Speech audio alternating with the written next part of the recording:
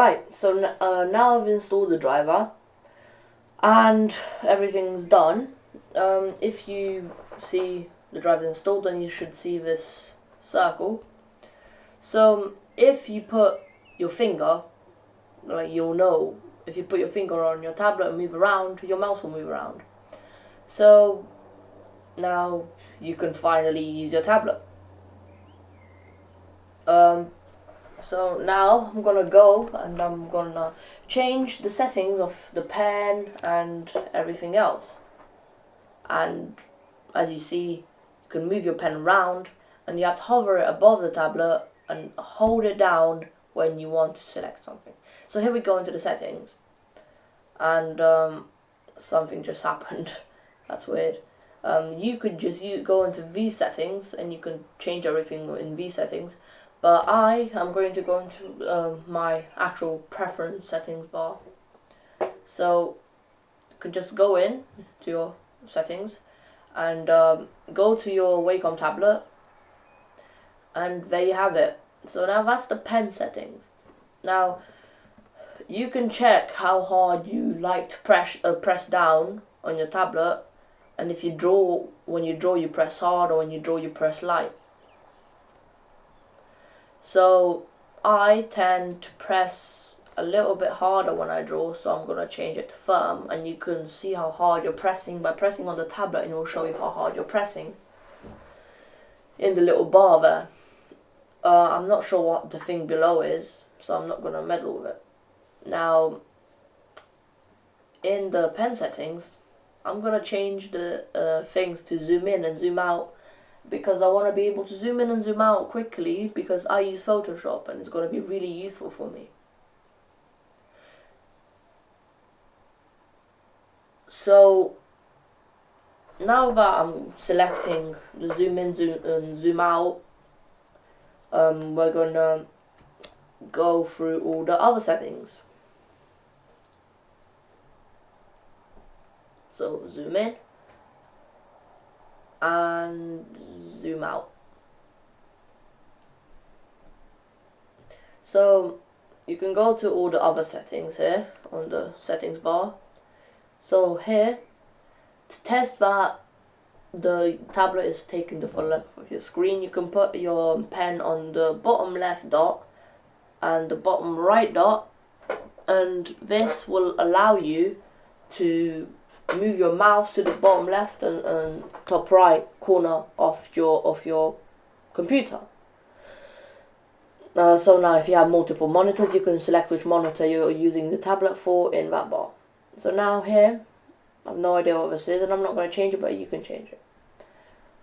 Here, I guess you get your gestures and stuff, so if you want to change anything, you can change it in here. I don't want to mess around with this. I'm just going to keep the default settings, because I am not very sure what I'm supposed to do. Now, I'm not going to change this either, because to be honest, I have no idea what this is. So what we do next is go to the tablet settings, and here you can change the special keys' effect.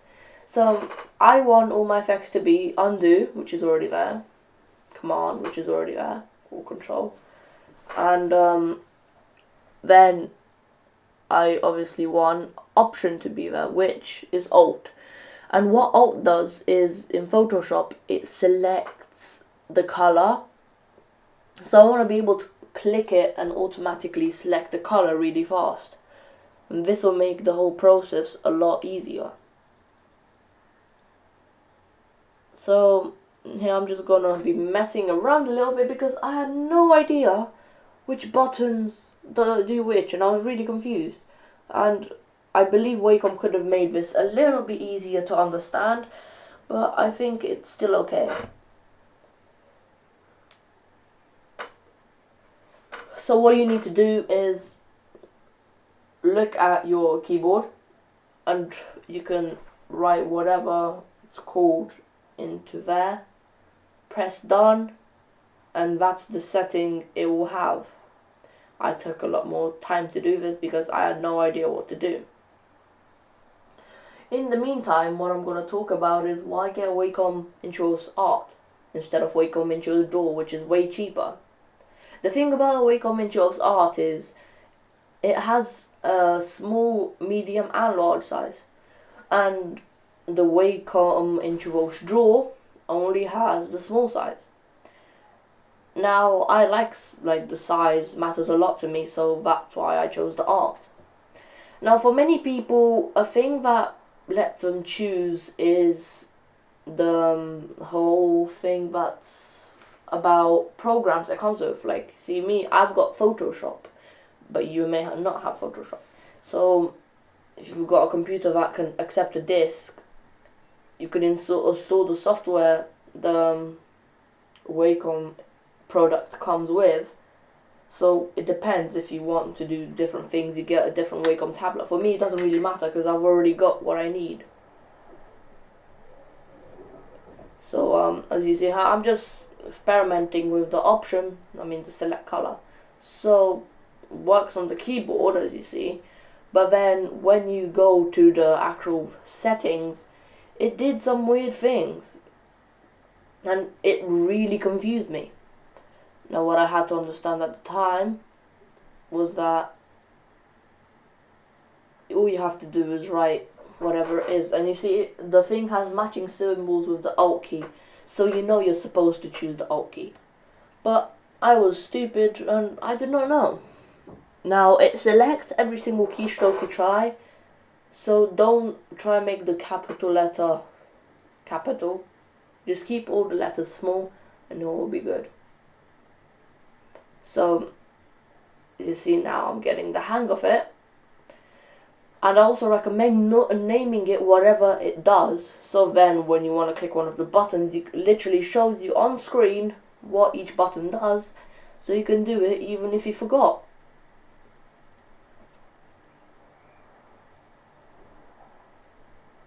See, shows you at the top here. So for some reason it was glitching out and it wouldn't select properly. That's because I was messing around with the keys. So make new layer and undo were perfect, so I didn't want to change those. All I wanted to change was the Alt key.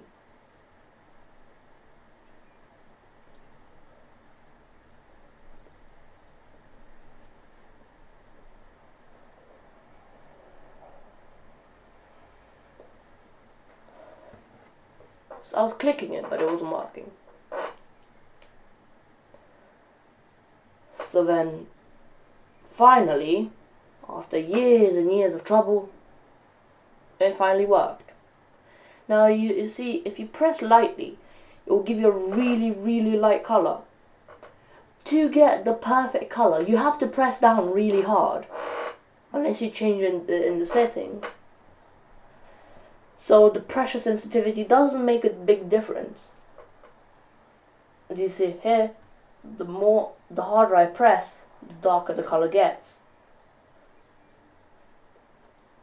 And the color also gets darker if you layer colors.